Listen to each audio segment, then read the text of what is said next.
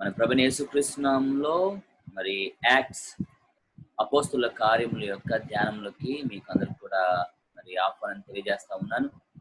మరి ఈరోజు మనం అనేకమైనటువంటి గొప్ప సత్యాలు తెలుసుకోబోతా ఉన్నాం. గత 3 వీక్స్ గా మనము అపోస్తుల కార్యములో 1వ అధ్యాయంలో నుండి 1 నుంచి 11 వచనాలు మనము ధ్యానం చేశాము. ఇది 4th week. This is the 4th week. And ఈరోజు మనము 12వ వచనం నుంచి మనము ముందుకు వెళ్దాము. 12వ వచనం నుండి మనం ముందుకు చదువుదాం. అప్పుడు వారు ఒలీవల వనమడబడిన కొండ నుండి యెరూషలేమునకు తిరిగి వెళ్ళిరి. ఆ కొండ యెరూషలేమునకు విశ్రాంతి దినము నడవదగినంత సమీపమున ఉన్నది. ఇంచుమించు 3 కిలోమీటర్స్ బిలో, 3 కిలోమీటర్ల లోపల అనమాట. అది దాని అర్థం. వారు పట్టణములో ప్రవేశించి తాము బస చేయుచుండిన మేడగది లోనికి ఎక్కిపోయిరి. వారెవరనగా పేతురు, యోహాను, యాకోబు, ఆంద్రెయ, ఫిలిప్పు, తోమా, బర్తలోమెయ, మత్తీయ, అల్ఫయి కుమారుడగు యాకోబు, జెలోతే అనబడిన సిమోను, యాకోబు కుమారుడగు యూదా అనువారు. ఓకే, సో ఇక్కడ మనకి యూదా ఇస్కరియోతు తప్ప మిగతా వారి యొక్క పేర్లు మనకి ఇక్కడ కనబడతా ఉన్నాయి. అంతేకాకుండా వీరితో కూడా కొందరు స్త్రీలను, యేసు తల్లి అయిన మరియయు ఆయన సహోదరులను ఏక మనసుతో ఎడతెగక ప్రార్థన చేయుచుండిరి. యేసుక్రీస్తు ప్రభువారు ఆయన ఆరోహణమయ్యే సమయంలో ఆయన చెప్పాడు, తండ్రి వలన నా ద్వారా మీరు విన్నటువంటి వాగ్దానము మీ జీవితంలో నెరవేరినట్లుగా, మీ యందు నెరవేరినట్లుగా మీరు యెరూషలేము నుంచి ఎక్కడికి కూడా అప్పుడే వెళ్ళొద్దు.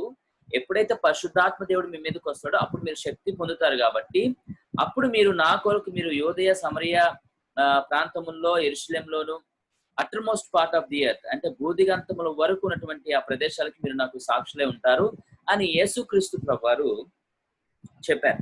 సో వాళ్ళు ఎప్పుడైతే ఆ మాటలు విన్నారో ఆయన మాట ప్రకారంగా వారందరూ కూడా యెరూషలేములో మేడగది అనేటువంటి ఇట్స్ అ ప్లేస్, వాళ్ళు ఉండేటువంటి ప్రదేశం మేడగది. అంటే అప్పట్లో కూడా అప్ స్టేర్స్ వారు కట్టుకునేవారు. మేబీ ఐ థింక్ సో, ఇంచుమించు I think the highest building that would be ఆ రోజుల్లో 3 అంతస్తుల బిల్డింగ్ అవ్వచ్చు బహుశా. ఎందుకంటే మనం అది అపోస్తుల కార్యంలో చూస్తూ ఉంటాం 3 అంతస్తుల బిల్డింగ్ అని చెప్పి. ప్రాబబ్లీ అంటే ఇక్కడ కాదు, వేరే చోట. అంటే ఆ రోజుల్లో అలా కట్టుకునేవారేమో. Maybe the highest one is the 3rd stair, 3 అంతస్తుల బిల్డింగ్. అండ్ వారు మేడగదిలో ఉన్నారు. బహుశా అది మనకి ఎన్నో అంతస్తులు తెలియదు, బట్ అది చాలా ప్రాముఖ్యత సంతరించుకుంది మేడగది అనేటువంటిది. ది అప్పర్ రూమ్ అంటాము ఇంగ్లీష్ లో. ది అప్పర్ రూమ్ మినిస్ట్రీ అని కూడా చాలా మంచి ఫేమ్ అయితే దానికి ఉంది. మేడగదికి వారు ఎక్కిపోయారు. వారెవరనగా పేతురు, యోహాను, యాకోబు, ఆంద్రెయ, ఫిలిప్పు, తోమా, బర్తలోమియ, మత్తీయ, అల్ఫయి కుమారుడు యాకోబు, జెలోతే అనబడిన సీమోను, యాకోబు కుమారుడు యూదా అనువారు.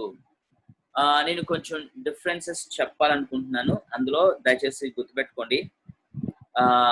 పేతురు అన్న సీమోన్ అన్న ఆయన ఒకడే. అట్లాగే యోహాన్లు 4 ఉన్నారు బైబిల్లో. యోహాన్లు 4 ఉన్నారు. అందులో బాప్తిస్మిచ్చు యోహాను, ఆయన జకరియా కుమారుడు, ఆయన హేరోదు చేత చంపబడ్డాడు. రెండోది ఎవరయ్యా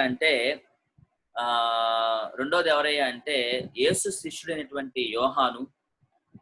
ఆయనకి చాలా దగ్గర సన్నిహితుడు అని పేరు గాంచినటువంటి అతను. మూడోది ఎవరయ్యా అంటే యేసు సహోదరుడైనటువంటి యోహాను, యేసు క్రీస్తు ప్రభువారి యొక్క సహోదరుడైనటువంటి యోహాను. అంటే మరియకి యోసేపు ద్వారా యేసు క్రీస్తు తర్వాత, అంటే యేసు క్రీస్తు పుట్టిన తర్వాత మరియకి యోసేపుకి ఇద్దరికి వివాహమైన తర్వాత పుట్టినటువంటి ఒక ఆయన ఉన్నాడు. ఆయన పేరు యోహాను. ఇక 4వది ఎవరయ్యా అంటే మార్కు సువార్త రాసినటువంటి ఆయన పేరు కూడా యోహాను, అలియాస్ అనమాట. Alias mark. ఆయన పేరు కూడా యోహాన్, మారు పేరు అనమాట. యోహానును మారు పేరుకున్నటువంటి మార్కు అని ఉంటది. నలుగురు యోహాన్లు ఉన్నారు. బట్ ఇక్కడ మనకు చెప్పినటువంటి యోహాను ఎవరయ్యా అంటే యేసు శిష్యుడైనటువంటి యోహాను, యేసు రొమ్మున ఆనుకున్నటువంటి యోహాను అని ఆయనకి పేరు ఉంది. శిష్యులందరిలో కూడా చిన్నవాడు, శిష్యులందరిలో కూడా చాలా ఎక్కువ కాలము జీవించినటువంటి వాడు. పద్మాసు ద్వీపంలో ప్రకటన గ్రంథాన్ని తాను దర్శన రూపంగా చూచి మన కొరకు రాసినటువంటి వాడు. అంతేకాకుండా మొదటి యోహాను, రెండో యోహాను, మూడో యోహాను అనేటువంటి 3 పత్రికలు రాసినటువంటి వాడు. యోహాను సువార్తను కూడా రాసినటువంటి వాడు. సో మొత్తం యోహాను గారు 5 పుస్తకాలు రాశారు. సో యోహాను సువార్త, అట్లాగే మొదటి యోహాను, రెండో యోహాను, మూడో యోహాను, అట్లాగే ప్రకటన గ్రంథం, ఈ 5 పుస్తకాలు రాశారు యేసు శిష్యుడైనటువంటి యోహాను. ఈ యోహాను ఎవరయ్యా అంటే మరియకి సహోదరి అయినటువంటి సలోమి కుమారుడు అనేటువంటి ఒక అభిప్రాయం అయితే ఉంది.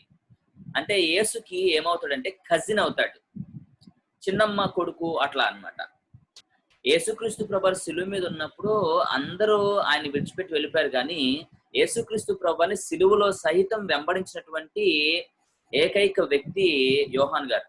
అందుకే యేసుక్రీస్తు ప్రభువు ఆయన సిలువ మీద ఉండి అమ్మా ఇదిగో నీ కుమారుడు, ఇదిగో నీ యొక్క తల్లి అని చెప్పేసి ఒకరికొకరికి బాధ్యతలను అప్పగించినటువంటి యోహాను ఈ యోహాన్. ఓకే, నెక్స్ట్ మనం గుర్తుంచుకోవాల్సింది అంటే యాకోబులు 2 ఉన్నారు. అందుకే ఇక్కడ యాకోబు అని చెప్పి, అంటే యోహాను యాకోబులు 2 కూడా అన్నదమ్ములు. యాకోబు అని చెప్పి మళ్ళీ మనకి అల్ఫయు కుమారుడు యాకోబు అని కింద రాస్తాడు. ఇంకొంచెం ముందుకెళ్తే అల్ఫయు కుమారుడు అంటే అల్ఫయు కుమారుడు యాకోబు పేరు, యోహాను సహోదరుడైన యాకోబు పేరు. సో యోహాను యాకోబులు 2 కూడా యేసుక్రీస్తు ప్రభువు కజిన్స్. ఈ విషయాన్ని అర్థం చేసుకోవాలి. తర్వాత ఆంద్రేయ, ఫిలిప్పు, తోమా, అంటే ఈ మన భారతదేశానికి మరి 52వ సంవత్సరంలో మరి దేవుని సువార్తను తీసుకొచ్చినటువంటి ద గ్రేట్ డిజైపుల్ తోమా గారు, ఆయన ఉన్నాడు అక్కడ. ఆ తర్వాత బర్తలోమియా, ఆ తర్వాత మత్తయి, ఆ తర్వాత అల్ఫయి కుమారుడు యాకోబు, జెలోతే అనబడిన సీమోను. అందుకే చెప్పాను మీకు, పేతురుకి మరో పేరు ఉంది, అదే సీమోను. అయితే అక్కడ పేతురు అని రాసి ఆ తర్వాత జెలోతే అనబడిన సీమోను అని రాశారు. ఒకవేళ పేతురు అనబడిన సీమోను అని రాసి మళ్ళీ సీమోను రాయాల్సి వస్తే డిఫరెన్షియేట్ చేస్తారనమాట. అదేంటే జెలోతే అనబడిన సీమోను. అసలు జెలోతే అంటే ఏంటో మీకు కొంచెం ఎక్స్ప్లెయిన్ చేయాలనుకుంటున్నాను. అదేంటంటే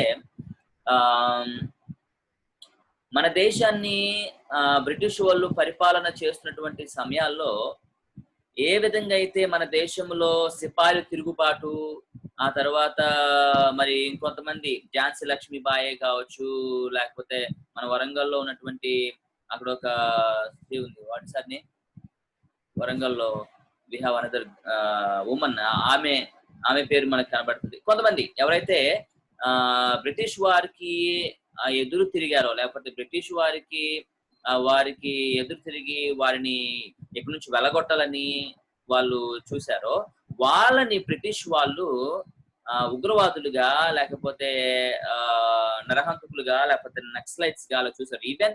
even today we have some people call like that, people's war అని చెప్పి, నక్సలైట్స్ అని చెప్పేసి మనకి ఇప్పటికీ ఉంటది. వాళ్ళందరూ కూడా ప్రభుత్వానికి వ్యతిరేకంగా వాళ్ళు పోరాటాలు చేస్తూ ఉంటారు, లేదంటే తప్పును ఖండిస్తారు, ఇట్లా భేదవానికి మేలు చేయాలంటారు, కమ్యూనిజాన్ని పాటిస్తూ ఉంటారు, మార్క్సిజం వాళ్ళు పాటిస్తూ ఉంటారు. అట్లా మనకి ఇప్పుడు కూడా ఉన్నారు. అలాగే ఆ రోజున ఇస్రాయల్ దేశాన్ని పరిపాలించేటువంటి రోమీల యొక్క పరిపాలనలో నుండి, వారి బానిసత్వం నుంచి విడిపించడానికి ఒక తెగ లేదంటే ఒక గుంపు ఉండేది. ఆ గుంపునే జెలోతీయులు అంటారనమాట. సో జెలోతీయులు అంటే యాక్చువల్ గా అది రోమీల యొక్క దృష్టిలో టెర్రరిస్టులు అని అర్థం, లేదంటే నక్సలైట్స్ అని అర్థం. ఓకే, సో యేసుక్రీస్తు ప్రభువుని వెంబడించినటువంటి వారిలో ఇద్దరు జెలోతీయులు ఉన్నారు. బట్ ఇక్కడ మనం ఒక ఆత్రికి మాత్రమే టైటిల్ ఇవ్వబడడం జరిగింది. అదేంటంటే జెలోతీయుడైనటువంటి అనబడిన సీమోను అని. సో జెలోతీయుడు అనేటువంటి ఈ యొక్క బిరుదుని కలిగినటువంటి సీమోను ఆల్రెడీ యేసుక్రీస్తు ప్రభువు యొక్క 12 మంది శిష్యుల్లో ఒకటిగా కాక మునిపే ఆయన స్వతంత్ర పోరాటంలో, అంటే రోమీల నుంచి ఇస్రాయల్ దేశాన్ని విడిపించేటువంటి ఒక స్వతంత్ర పోరాటంలో, ఆ పోరాటాల్లో ఉండి వచ్చినటువంటి వాడు అనమాట. అంటే ఆయన కాన్సెప్ట్ ఏంటంటే, నేను ఇంతకు ముందు మీకు ఆల్రెడీ చెప్పాను లాస్ట్ టైము, అది శిష్యులందరి కాన్సెప్ట్ ఏంటంటే, యేసుక్రీస్తు ప్రభువారు రోమా ప్రభుత్వం నుంచి ఇస్రాయల్ దేశాన్ని విడిపిస్తాడు, వాళ్ళకి విడుదల తీసుకొస్తాడు, హీఈస్ ద మెస్సయ్య, అండ్ వారికి పొలిటికల్ పవర్ని ఇస్తాడు. ఇస్రాయల్ దేశానికి పొలిటికల్ లీడర్ గా యేసు వచ్చాడు అనేటువంటిది వాళ్ళ యొక్క నమ్మకం. అందుకే యేసుక్రీస్తు ప్రభువారు మట్లాదివారం రోజున, అంటే ట్రయంఫల్ డే రోజున ఆయన యెరూషలేముకి వెళ్తున్నప్పుడు అందరూ కూడా జయము జయము హోసన్న, మమ్మల్ని రక్షించు మమ్మల్ని రక్షించు అని అరిచారు వాళ్ళు. సో యేసుక్రీస్తు ప్రభువుని ఒక పొలిటికల్ లీడర్ గా వీళ్ళందరూ చూశారు. అండ్ జెలోతీయులు అనేటువంటి వారు, అంటే నక్సలైట్స్ లాగా ఉన్నటువంటి వారు, రోమా ప్రభుత్వానికి వ్యతిరేకంగా పనిచేసేటువంటి వారు, మరి ఈ రోజున యేసుక్రీస్తు ప్రభువారి యొక్క 12 మంది శిష్యుల్లో ఒక భాగంగా ఎందుకు వచ్చారంటే, వాళ్ళ యొక్క కాన్సెప్ట్ కూడా అదేంటంటే, హీ ఈస్ గోనా రూల్, ఆయన సరైనటువంటి వాడు, ఆయన అద్భుతం చేస్తున్నాడు, ఆశ్చర్యకార్యాలు చేస్తున్నాడు, ఆయన మెస్సయ్య, ఆయన 100 మంది ఫాలో అవుతున్నారు, 1000 మంది ఫాలో అవుతున్నారు, ఆయన 5,000 మంది పురుషులకి ఆయన ఆహారం పెట్టాడు, ఆయన ఎట్లా చేశాడు అట్లా చేశాడు, is very great man, is good leader. So ఆయన వెంబడిస్తే నేను కూడా ఒక పొలిటికల్ లీడర్ అవుతాను, మా దేశానికి, మా రాష్ట్రానికి, లేకపోతే మా జాతికి స్వతంత్రం వస్తుంది అనేటువంటి కాన్సెప్ట్ జెలోతీయులది. సో ఆ జెలోతీయుల నుంచి ఇద్దరు యేసుని వెంబడించారు. అందులో మనం సిమోన్ని చూస్తా ఉన్నాం. ఆ తర్వాత యాకోబు కుమారుడు యూదా అనువారు, యాకోబు కుమారుడని యూదా అనువారు. మరి యూదా ఇస్కరియోతు గురించి రాలేదే, మీకు అదే చెప్తున్నాను. యాకోబు కుమారుడని యూదా అని ఎందుకన్నారంటే, మనకి మరలా యూదా ఇస్కరియోతు అనేటువంటి వాడు కూడా ఒకడు ఉన్నాడు కనుక అతని పేరు ఇక్కడ రాయబడినప్పటికీ కూడా యూదా ఇస్కరియోత్ అనేటువంటి ఒక ప్లేస్ నేమ్, అది ఒక ప్రాంతపు నేమ్ అది. So JUDA of Iscariot, Judas of Iscariot. So Iscariot అనేటువంటి ఒక ప్రాంతం నుంచి వచ్చినటువంటి వాడు, అందుకే అతనికి ఆ యొక్క ప్రాంతం నుంచి అతనికి పేరు వచ్చింది. అయితే ఈ యూదా యాకోబు కుమారుడు యూదా, యాక్చువల్లీ జెలోతీయులు అనేటువంటి వారిలో ఈ సీమోను యూదా ఇద్దరు కూడా ఉన్నారన్నమాట. They both are they. So యాకోబు కుమారుడు యూదా అనేటువంటి వారు అని మనకి 11 మంది లిస్ట్ మాత్రమే ఉంటది. యూదా ఇస్కరియోతు గురించి ఉండదు. ఈ విషయాన్ని గమనించాలి. ఎందుకంటే యూదా ఇస్కరియోతు అప్పటికే చనిపోయాడు కాబట్టి, ఆయన ఎట్లా చనిపోయాడో కింద మనకుంది, మనం చదువుదాము. అయితే but I just want you to understand that ఈ 11 మంది మరియు కొంతమంది స్త్రీలు, యేసు తల్లిని మరియు ఆయన సహోదరులు ఏక మనసుతో ఎడతెగక ప్రార్థన చేయుచుండిరి. Because they were waiting on the coming of the Holi spirit. పరిశుద్ధాత్మ దేవుని యొక్క రాకడ కొరకు ఎదురు చూస్తున్నారు వీరందరూ కూడా. సో మీకు ఒక విషయాన్ని నేను చెప్పాలనుకుంటున్నాను. Just listen this carefully, very carefully. If you can count the days, యేసుక్రీస్తు ప్రభువారు మరణించి తిరిగి లేచిన తర్వాత 40 దినములు ఉన్నారు.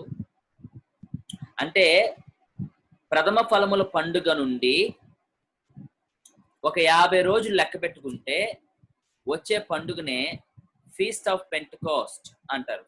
ఫీస్ట్ ఆఫ్ పెంటెకోస్ట్ అంటే 50వ దినము అని అర్థం, 50వ రోజు అని అర్థం. దాన్ని పంటల పండుగ అని కూడా అంటారు. మనం విలేజెస్ లో చాలా చూస్తూ ఉంటాం కదా, కోతల పండుగ, ఫీస్ట్ ఆఫ్ హార్వెస్ట్, కోతల పండుగ అంటారు కదా, ఫీస్ట్ ఆఫ్ హార్వెస్ట్ అని చెప్పి. అది ఇది రెండు అన్ని సేమ్.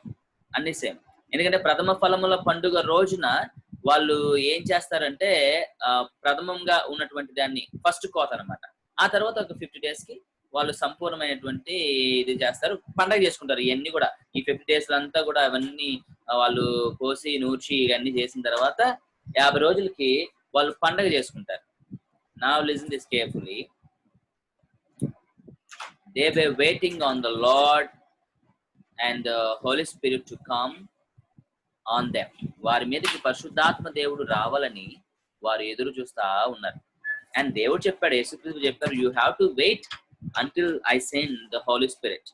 సో ఇక్కడ మనం చూస్తా ఉన్నాం 15వ వచనం చూస్తే, ఆ కాలమందు ఇంచుమించు 120 మంది సహోదరులు కూడి ఉండగా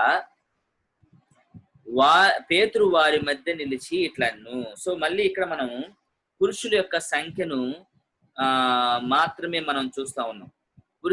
పురుషుల యొక్క సంఖ్య 120 మంది సహోదరులు కూడి ఉండగా ఇంచుమించు. సో 120 మంది సహోదరులు అంటే స్త్రీలు ఇంకొంచెం అలా కలిపి బహుశా they might be probably between 150 to 300, 300 లోపు ఉన్నటువంటి వారు అన్నమాట. వారందరూ కూడా వారు అలా కూడి ఉండగా పేతురు వారి మధ్య నిలిచి ఇట్లా నేను 16 వచనం, సహోదరులారా యేసును పట్టుకునిన వారికి త్రోవ చూపిన యోధాను గురించి, అంటే యోధా ఇస్కరియోతుని గురించి పరిశుద్ధాత్మ దావీదు ద్వారా పూర్వము పలికిన లేఖనము నెరవేరవలసి ఉండెను. అంటే దాని ఉద్దేశం ఏంటంటే అఫ్ కోర్స్ పరిశుద్ధాత్మ దేవుడు దావీదు మహారాజు గారి చేత already almost more than 1500 years back ప్రవచనాన్ని ఇచ్చాడు. ఆ ప్రవచనం ఏంటయ్యా అంటే, ఇదిగో నన్ను అప్పగించబోయేవాడు పుట్టకపోయి ఉండినా ఎంత మేలు అనేటువంటి మాట. ఈ మాట స్వయంగా యేసుక్రీస్తు ప్రభువారే యోధా ఇస్కరియోతుని గురించి ఆయన ఒక సందర్భంలో మాట్లాడతాడు. ఏమంటాడంటే, వాడు పుట్టకపోయుండిన వానికి మేలు అంటాడు. సో యేసుక్రీస్తు ప్రభువారిని అప్పగించాలనేటువంటిది ఒక ప్రణాళిక. అయితే ఆ ప్రణాళికని నెరవేర్చడానికి తన సొంతగా తను ఆ యొక్క పాత్రను పోషించడానికి he took the responsibility by his own conviction or by his own what we say thought and greediness of money. డబ్బును ఆశించి తను పొలం కొనుక్కోవాలని చెప్పి తను సొంతగా మరి యేసుక్రీస్తు ప్రభువుని అప్పగించడానికి 3.5 సంవత్సరం యేసుక్రీస్తు ప్రభుతో తిరిగి మరి ప్రభు బల్లారాధనలో పాల్గొని యేసుని అప్పగించడానికి బయలుదేరి వెళ్ళాడు ఈ యొక్క యోధా ఇస్కరియోతు. Actually there's a lot of different opinions on that. Again నేను మళ్ళీ మీకు చెప్తున్నాను, యోధా ఇస్కరియోతు ఎందుకు యేసుక్రీస్తు ప్రభువుని అప్పగించాడు అంటే దాని వెనకాల మళ్ళీ ఒక స్టోరీ ఉంది. మళ్ళీ నేను మీకు చెప్తాను. I'll tell you this.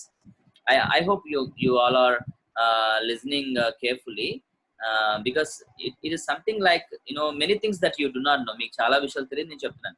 జాగ్రత్తనండి. యోధా ఇస్కరియోతుని యేసుక్రీస్తు ప్రభువు ఎందుకు అప్పగించాడు అనే విషయంలో కూడా లాట్స్ ఆఫ్ ఒపీనియన్స్ ఉన్నాయి. అందులో బలమైన ఒపీనియన్ ఇంతకుముందు మీకు చెప్పిందే, అదేంటంటే యోధా ఇస్కరియోతు కూడా యేసుక్రీస్తు ప్రభువుని ప్రధాన యాజకులకి లేదంటే శాస్త్రులకి వీళ్ళందరికీ అప్పగించింది సేమ్ కాన్సెప్ట్. అదేంటంటే ఈయన రాజ్యాన్ని తెస్తాడు, ఈయన ఒక పొలిటికల్ లీడర్ గా ఉంటాడు.